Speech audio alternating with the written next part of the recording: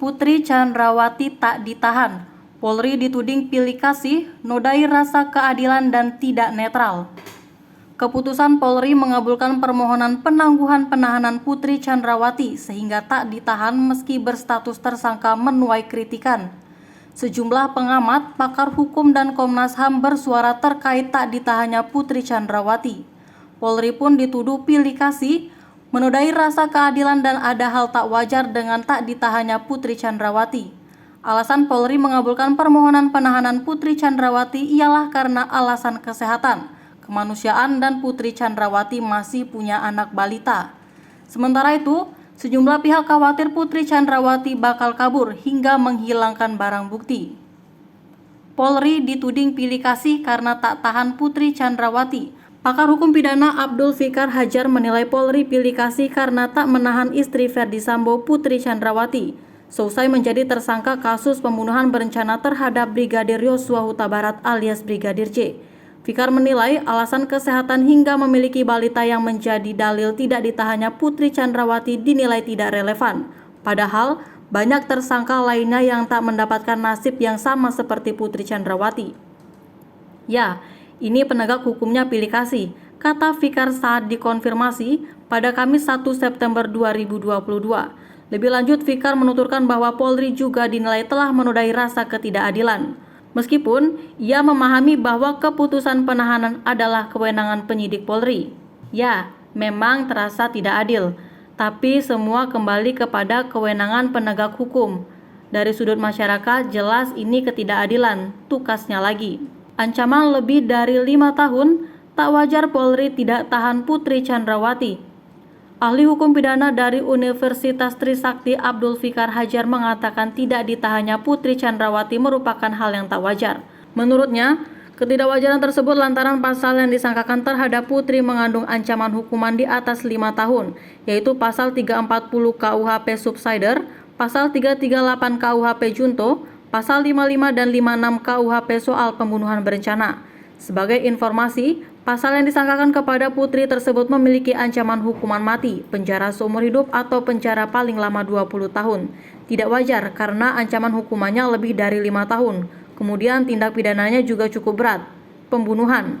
Menurut saya, puncak kejahatan manusia. Jelasnya dalam kabar siang yang ditayangkan di YouTube TV One pada Kamis 1 September 2022. Abdul menjelaskan penahanan terhadap tersangka yang disangkakan dengan ancaman hukuman di atas 5 tahun telah diatur oleh undang-undang.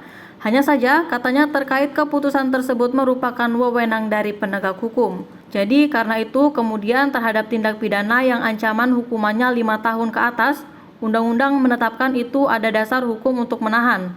Cuma penahanan itu ada kewenangan absolut dari penegak hukum yang sedang menangani baik di tingkat penyidikan, penuntutan maupun di tingkat pengadilan, paparnya. Di sisi lain, Abdul juga menilai perlunya keterpenuhan unsur keadilan ketika ada perbandingan antara satu kasus dan kasus yang lain dalam konteks penahanan. Unsur keadilan itu menurutnya juga harus dimiliki oleh penegak hukum yang bersangkutan. Lebih lanjut, Abdul mengkhawatirkan Putri Chandrawati akan menghilangkan barang bukti ketika tidak ditahan, sehingga ia mengusulkan agar Putri tidak menempati di rumah pribadi atau rumah dinas Ferdy Sambo yang menjadi lokasi TKP kasus pembunuhan Brigadir J.